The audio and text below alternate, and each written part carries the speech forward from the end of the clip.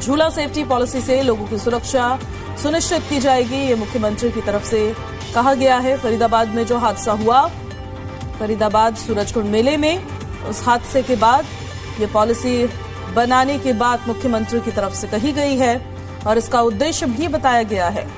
Safety सबसे ज्यादा जरूरी है। झूला सेफ्टी पॉलिसी से लोगों को सुरक्षा भी मिलेगी और सुरक्षित भी महसूस होगा। हरियाणा में देश की पहली झूला सेफ्टी पॉलिसी बनेगी, लेकिन इस पॉलिसी के अंदर क्या क्या होगा यह भी देखना बेहद दिलचस्प होगा।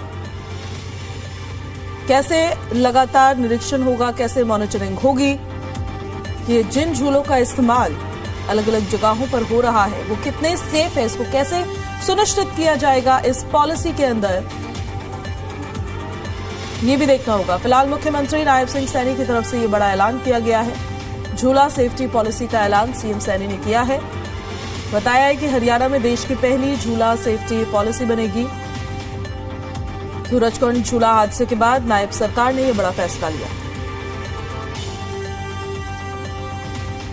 उसके लिए देखिए, जो वो झूला के कमेटी के वो मेंबर थे उनको गिरफ्तार भी किया है, 2 लोगों को गिरफ्तार कर लिया है। और हमने जो उसमें इंजर्ड हुए थे, इंजर्ड के लिए हमने जो हॉस्पिटल में उनका इलाज चल रहा है वो सारा का सारा मैंने उसी दिन ही बोल दिया था कि सरकार उनका इलाज कराएगी, उनको कोई खर्चा नहीं करना पड़ेगा। और जो सीरियस इंजर्ड हैं उनको 1 लाख रुपए सहायता भी देने की बात कही थी।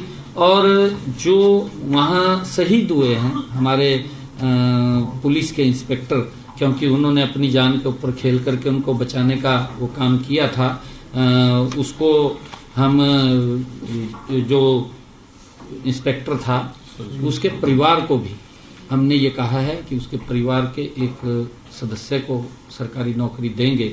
और हमने ये भी निर्णय किया है कि हम झूला सेफ्टी पॉलिसी के आगे इस प्रकार की कोई बात ना हो, हम वो झूला सेफ्टी पॉलिसी भी बना रहे हैं।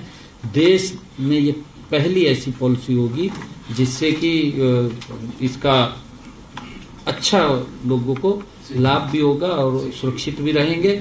और उनको जो आर्थिक सहायता हमारे पुलिस इंस्पेक्टर जो गए हैं उनको मिलनी है वो तो मिलेगी सरकार की तरफ से सारा का सारा, परंतु परिवार को एक नौकरी भी देंगे।